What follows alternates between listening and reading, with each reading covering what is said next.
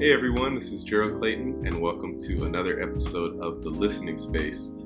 For those of you that are new and joining us here, this whole series is all about me sharing some music, sharing what I'm listening to, and all in an effort to point out some of the values of the music, some of the great gems, the things that we can pull from listening to some of the masters, some of the great recordings out there.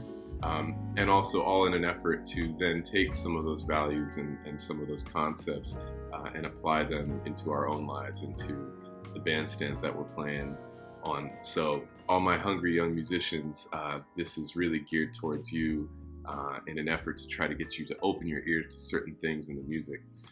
So we've already talked about a lot of different concepts in previous episodes.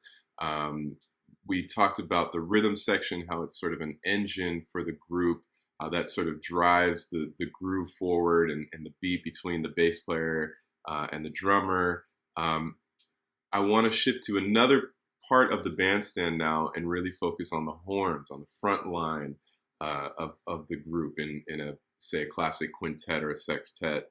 I really want us to put our ears on the ways, all the possible ways that our front line, that our horn players can play together, can blend. I think some of the really wonderful, magical combinations of musicians in the past have really done this really special thing of blending when they play. It almost sounds like it's one horn, a trumpet and a saxophone together blended into one horn. So what that means is they really have to open their ears to one another and come to some kind of agreement on how they're phrasing. So I'm going to play a couple different examples of different types of blends, different sounds that you can get from different combinations of horns. Some of them really with the objective of trying to be that one sound together, that one horn, that blended horn, and others taking a different approach. So I thought a good place to start would be with Charlie Parker, of course, master of the music. This is from the Savoy sessions. The track is called Quasimodo. It's based on the changes of Embraceable You. And on this track, we have Charlie Parker, Miles Davis on trumpet, and J.J. Johnson on trombone, as well as Duke Jordan on piano, Tommy Porter on bass, and Max Roach on drums. So have a listen to the way that these cats are blending. I'll play a little bit of it, and then maybe I'll make some comments on it afterwards. But here we go with Quasimodo.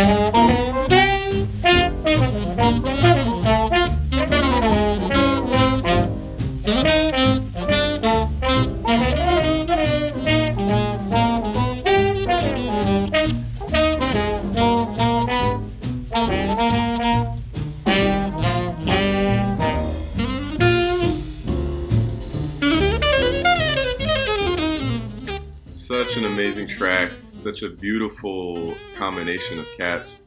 I really like how Charlie Parker is kind of on top. You kind of hear his voice above everybody else, partially because of the mutes that Miles Davis and J.J. Johnson are playing with.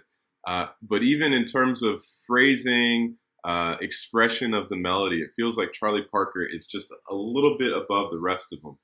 And yet, also, the phrasing is right on. I mean, they're all really in sync. They're all playing all of those rhythms and accents in the exact same spot. Although there's some kind of a quality in this bebop era that has a bit of a rawness to it as well. It feels a little bit like it's rough around the edges while still being really in sync with one another.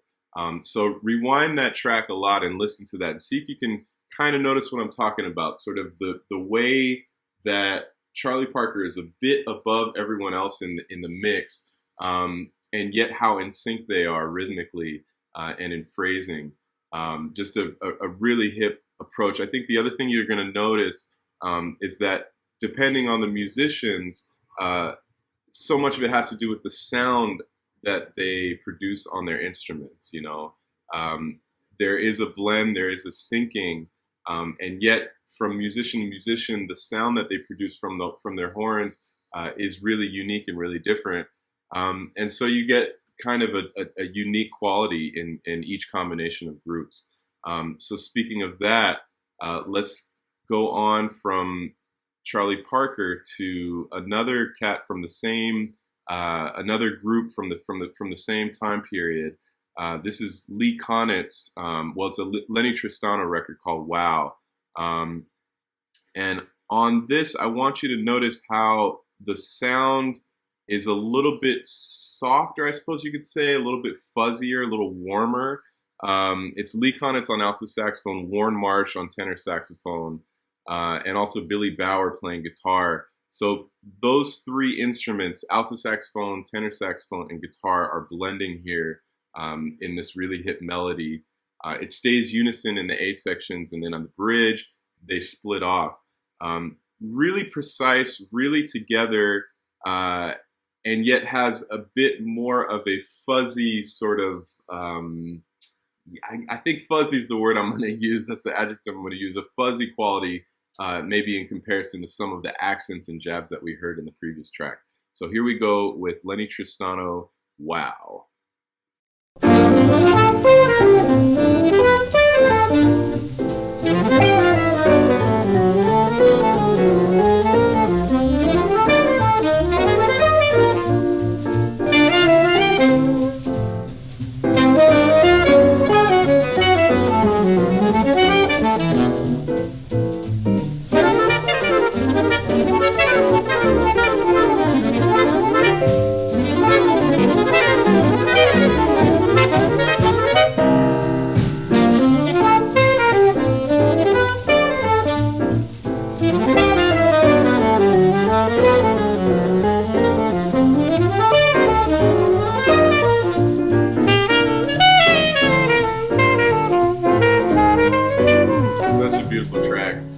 So yeah, I think you can kind of notice if you play those tracks back to back, you notice some of the differences in the way that they approach phrasing these melodies. That Lee Konitz and Warren are definitely giving you accents, sort of dips and valleys in their expression of those melodies. But I hope you can hear what I mean when I say it's a bit fuzzier. There's something a bit sort of smoother about their approach towards playing that, where the line almost has more of a straight line than kind of jagged punches. But a really hip effect, and definitely there's that unity, there's that sound of one, that syncing, and adding that guitar, how that changes the texture of things as well. Just really interesting, something to just listen to over and over and take note of, like, what exactly are these cats doing? And can I try to do that with my fellow bandmates on the bandstand? So for the next track, I thought I would jump to Cannonball Adderley Quintet. This is Cannonball Adderley and his brother Nat Adderley. Again, the sound that they produce in their individual instruments is a big part of what contributes to the sound that they produce together. So really put your ear on Nat Adderley and how his trumpet sound has a kind of openness to it, and how Cannonball Adderley has a very, forceful is almost the wrong word, but a very present sort of bravado in the way that he expresses himself. And that comes through even when they're playing this melody together, even when we're focusing on this sort of blending of two instruments at the same time. This is a tune from a live record, live from 1968, in person live. It's one of those records they did in the studio with an audience to create a live effect. and this is called Rumpelstiltskin. Ladies and gentlemen, the Cannonball Adderley Quintet.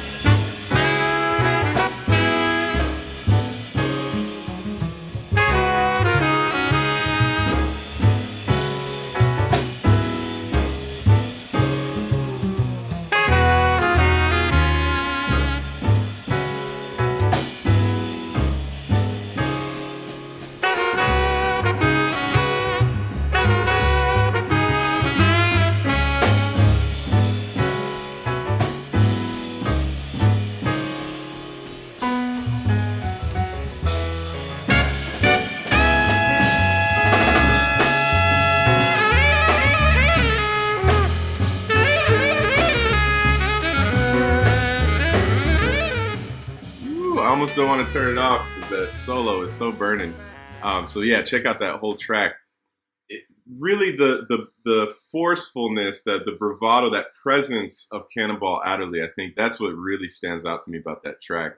You know, I think it's fair to say that in the mix, you hear more of Cannonball than you do of Nat. You hear more alto saxophone than you do trumpet. Even though the trumpet line, if you go back and listen to it, is above the alto line in terms of register, there's still sort of a forcefulness, a strength to the way that Cannonball expresses. And yet, there's a real sync, too. I don't think there's anything that feels as if they're ignoring one another in that track. There's still that same objective of trying to blend into one another's sound, to agree upon phrasing. So that's really a special track, and again, its own unique sound. Right? We have so far three different front lines, three different combinations of cats based on their sound that they produce in the instrument. The kind of blend, the kind of effect that you get as a listener is going to be different every time. That's something I love about this, how much variety there is from track to track, from group to group. So next, I thought I would play something a little bit more contemporary, a little bit more modern. This is from a Walter Smith record, his first record, which is called Casually Introducing. So we have Walter Smith on tenor saxophone and Ambrose Akinmusire on trumpet. And when I think of blend, and I think of musicians who really make a point to open their ears to one another and blend together, Ambrose and Walter definitely come to mind. You know, they've spent so many years playing together. There's sort of something that happens sort of naturally that they maybe don't even need to discuss that much. But I know that when they rehearse and when they're working through tunes, their ears are really open to one another and how the other person is phrasing, coming to some kind of agreement on how you phrase. So in this next track, you can really put your ear on how specifically they really are in lock. They're in lockstep the whole time. You know, those grace notes that they play the same way. And again, they're individuals. You hear the two voices individually, but it almost sounds like they come together and create this one instrument in a really hip way. So here we go with an Ornette Coleman tune from that record. This is called Peace.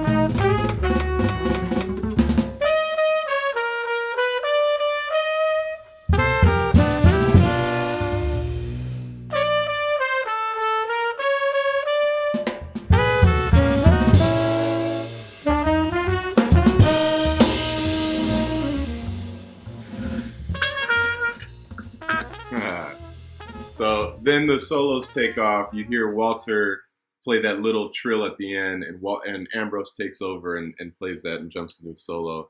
I hope you can hear that sense that they're really in lockstep with one another.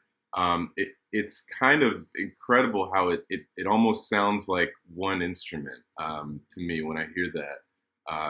It's something I really admire in the way these cats play with one another, the way they're constantly keeping their senses open to what's around them, and especially to the other musician that they're phrasing these melodies with. The last example that I'll play is a Miles Davis track from The Sorcerer, the first track from that record, Prince of Darkness. So it's Miles Davis and Wayne Shorter. And, we had that track earlier with Charlie Parker, the first track we played, where Miles was on that track as well. So, Miles has a long history of blending with other musicians.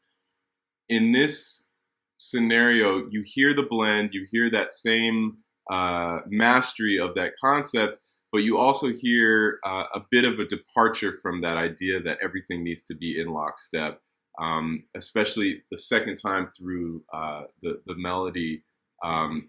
They really sort of veer off into separate ways. So, another approach, another thing to try, another thing to think, like, how can we do two very different things and still have them be related, still have the effect be one melody, one expression. So here we go with Prince of Darkness.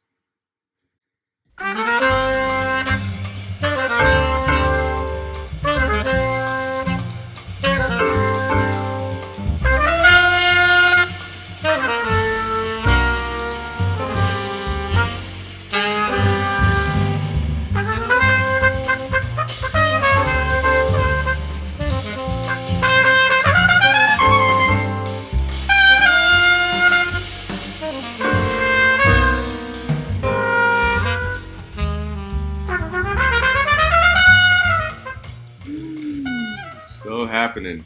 So you hear what I mean, right? That immediately after that first statement of the melody, Miles veers off. He goes into his own, his own space. Definitely connected. Not to say that he's ignoring what the rest of the band is doing, but those entrances are in a different place than Wayne's. Rhythmically, you have a little bit more of a dissonance that way, and yet there's a connection. There's a cohesiveness that is so special.